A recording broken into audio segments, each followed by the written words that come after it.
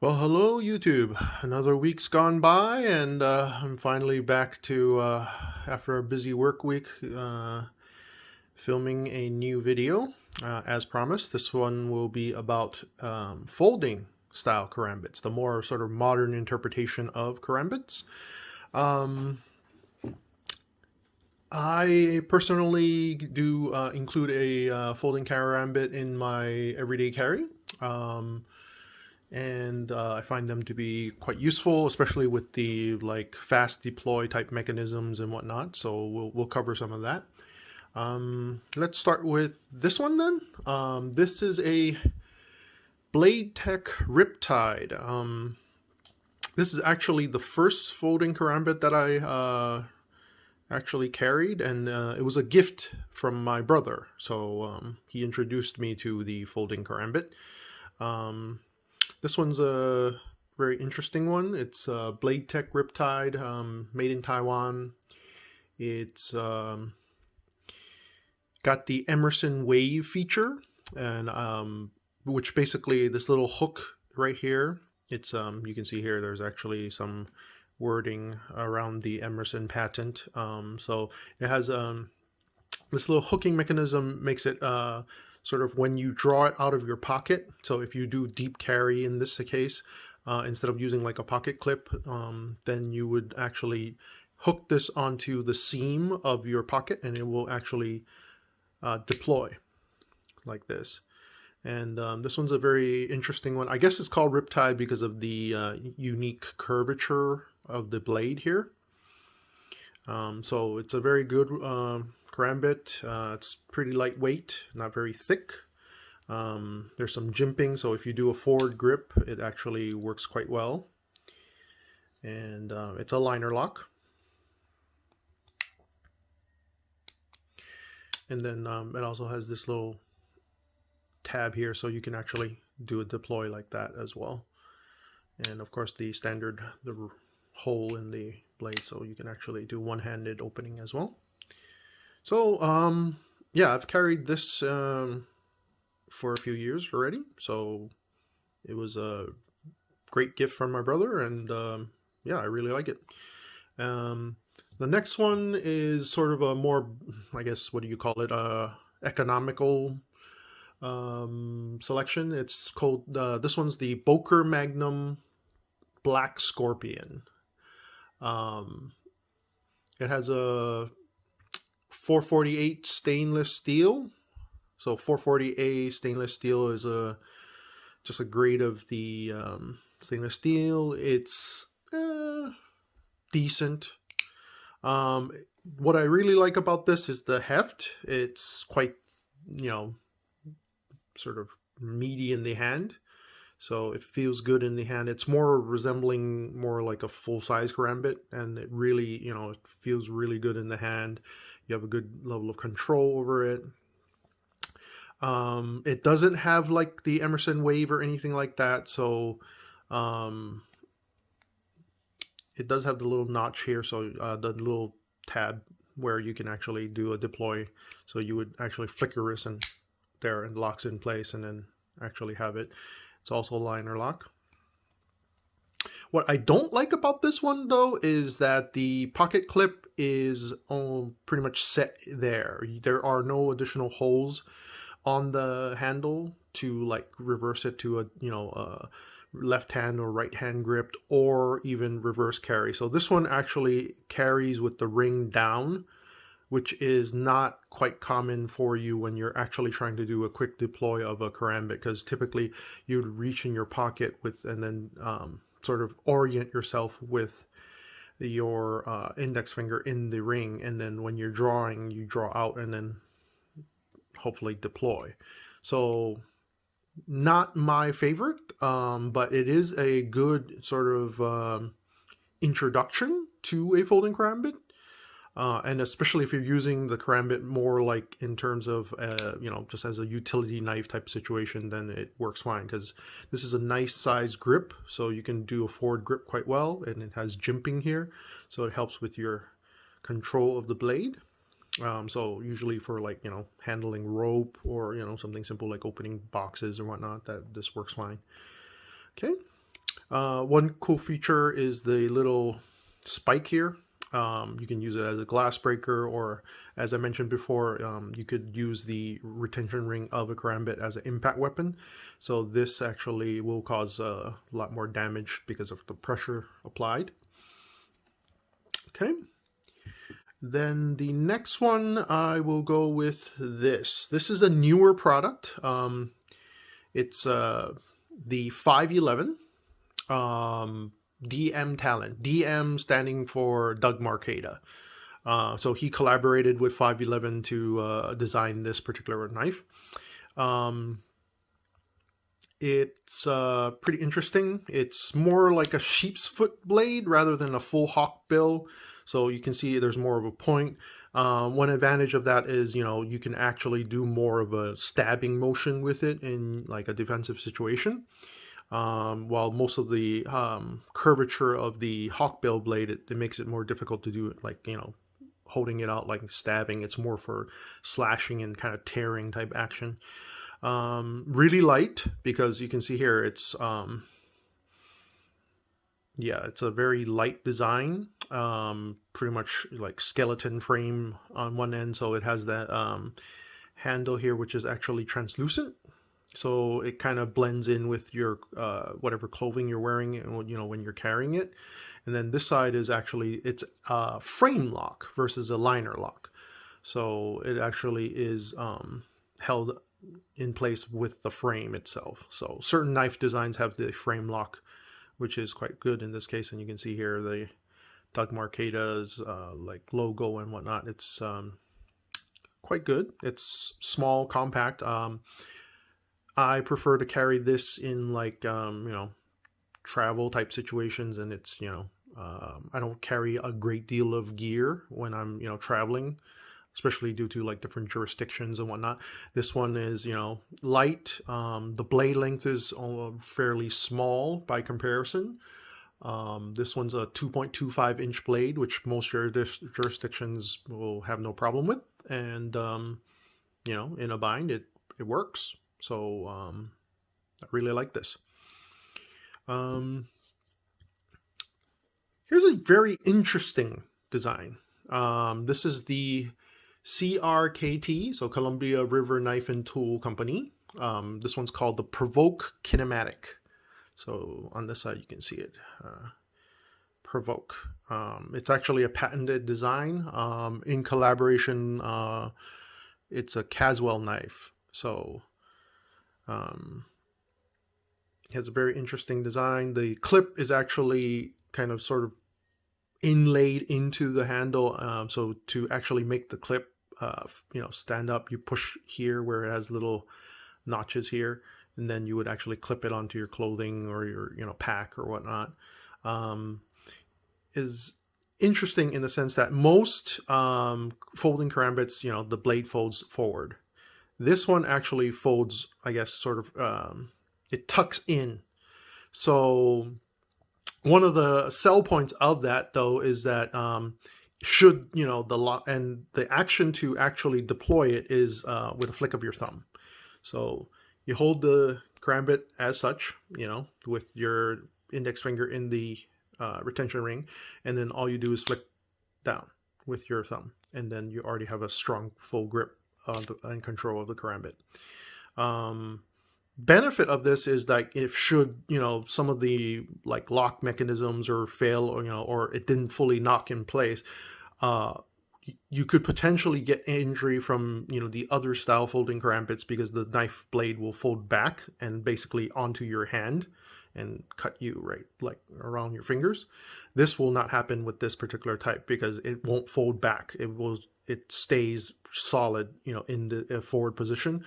There's this little locking mechanism here where you actually move the tab back here, and then it shift it backwards. See, so it will only go backwards. So I mean, from a safety perspective, I guess this is a newer and more innovative design. It tucks away completely, so the tip doesn't protrude, so you're not cutting yourself or accidentally poking yourself with this. It's a very interesting design. I like it because it feels good in the hand, and the blade itself is, you know, enough to, you know, for its purpose as a karambit. And you can still hold it in a forward grip. So it's on the pricier side, but overall, you know, I wanted to get this one because it was a very interesting design. Okay. And then this is the Emerson. So actually a big name brand in terms of knives, and especially the karambits. So you can see here, Emerson. So it has its wave feature here, so it can actually deploy by hooking onto the seam of your pants. Again, when you draw it out of your pocket, you pull it out and it would actually latch and then lock in place. Emerson has a lot of distinctive features, one of which is the basically the titanium liner lock. So this is actually titanium, so very light by comparison, and yet, you know, holds the blade in place very solidly.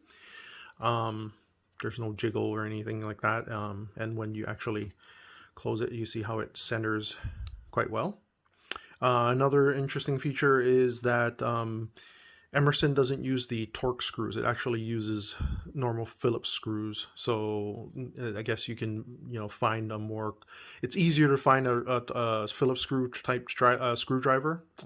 Typically the same ones that you would use to repair your like eyeglasses, for example, would work to, you know, maintain the knife itself. This is the Super Karambit, and the difference is from this particular model versus the what they call the Combat Karambit is the overall size. So this is actually more resembling a full-size Karambit. Overall length is about 8.3 inches. The blade itself is about 3.4. And it has a sort of interesting, you know, I guess they call it the reinforced tip. So it doesn't actually come to a fine point, but it will still, when you actually slash and tear with this particular karambit, it will still cause a great deal of damage, yet foregoing the risk of potentially your tip breaking. So this is another interesting design feature. It's a great karambit, honestly, and, you know, in a combative situation, I would definitely like it. The one thing it takes a little getting used to is because the retention ring, as you can see here, it's built in as part of the inner liner and everything, and it's open. There's one advantage is that it's very easy to orient when you're actually like holding it in what I mentioned, like the forward extended grip. Resting your thumb right here, you know exactly where your blade is pointing. You can orient yourself very well because of how it is right here. You feel that, you know, sort of groove or gap right there.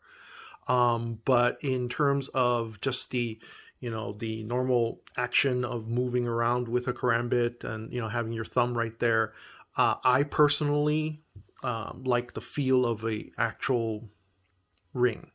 Some of them have jimping, but even without the jimping, this one I've carried for quite a long time. See, it's a, you know, a solid ring. So, you know, when you're actually maneuvering with it, it feels better in the hand, I guess, in my opinion. And, you know, most trainers, like, here, let me see if I can find my, here. So this is a training karambit. This one's a little bit ornate. It's decorated like to be like a dragon claw, but made of, like, you know, aluminum alloy actually. So it's not bladed, it's not pointed, so you won't hurt yourself, and you won't actually, if you're doing like sparring practice or whatnot, like doing drills, you won't actually injure your partner because there's no blade here. But the weight of it feels good, and, you know, you work your action. So, but you can see here, it's pretty much every trainer I've gotten or used, it's always a filled in style ring. So the Emerson one, it will take a little getting used to, just the overall feel of it. It just feels different in my hand. I'm sure, with proper training time put into it and whatnot, you could, definitely get used to it and actually thrive from it. But, it will take a additional time, I guess, from my perspective. Okay. And then this is the last one I want to introduce. This is the Spyderco. You can see by the signature, big thumb ring. Spyderco Karahawk. Made in Japan. VG10 steel. You can even see it here. It says Seki City, Japan. Smaller blade. It's a lockback style design. So instead of most of the other knives you saw, which was a liner lock, this is actually a lockback. So kind of more the, I want to call it maybe the traditional, like the older style hunting knives, folding knife, pocket knife style. So it actually uses a lockback. I really like this. This is actually by far my new sort of everyday carry Karambit. For one, the weight, because you can see here by comparison, it's very thin. And I think the only one that actually is a little bit lighter is the 511 DM Talon. And even then, you can see the overall thickness of it compared to the Spyderco. This one's the Spyderco is maybe about 3.84 ounces compared to the DM Talon, which is about 3.4 ounces. But so it has a little bit more weight, but because of its thin profile, just having it in your pocket, it feels great. I mean, you barely notice it. And it's solidly built. VG10 steel, which is a very common type of steel used in a lot of kitchen knives, for example. So durability and overall edge retention is, good. You won't have a lot of problems with, jurisdictions, as I mentioned before. This one's about 2.29 inch blade. So yeah, you won't have any legality issues in most places for carrying a knife with the blade length of that size. And it's just how it feels in the hand and how it orients. I really like it. Notice how the ring is a little bit like forward, sort of almost like a trigger guard in a gun, actually. But you see how naturally my hand kind of fits into it. And it orients very well. And because of how it's a little bit thinner, in my opinion, actually, I know exactly where the edge is pointing just from the feel in my palm, because I can feel with my palm where it is actually like pointed or oriented. So, when you're actually doing like twisting actions with the Karambit or whatnot, it feels really good and it's very easy to, get a sense of where the blade is actually. And then, it feels good in the hand. Just overall, this is by far my favorite. So carry this on a regular basis. Yeah, so I will also include some videos of the Emerson Wave feature of how it opens from drawing from your pocket. Actually, the DM Talon, this little notch here, it's I forgot what it's called now. The Bram Frank Kinetic opening ramp, I think is called, or they call it the Bramp. But it actually this will also latch onto your pocket seam and open. So it doesn't have it's not the Emerson Wave. It's actually a different type of design, but it will still actually, when you're drawing it out of your pocket, this will also still open in a fast open situation. So I'll include a video of that as well in the end to kind of show you the different styles of opening. So the only one that actually does not have sort of the draw out of pocket fast opening is the Boker here and then the CRKT here. But the BladeTech, the DM Talon, the Karahawk, and of course the Emerson, which Emerson Wave. So these all have sort of the fast opening, drawing from pocket capability, and I'll include a quick video of that shortly.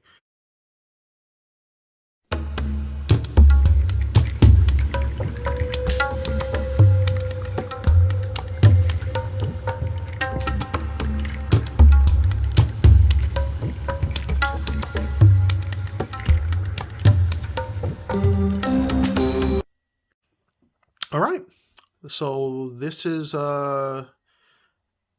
my folding Karambit collection, and feel free to leave us comments, and if you want to actually get a more in-depth review of any of these items, any of these products, feel free to leave us a comment, and we'd be more than happy to kind of go more in depth. Maybe do a little even like a quick cut test on some paper or whatnot, or cardboard, just to kind of show you overall sharpness and everything. But as always, thank you for your support. Please subscribe to our channel. Take care. Bye-bye.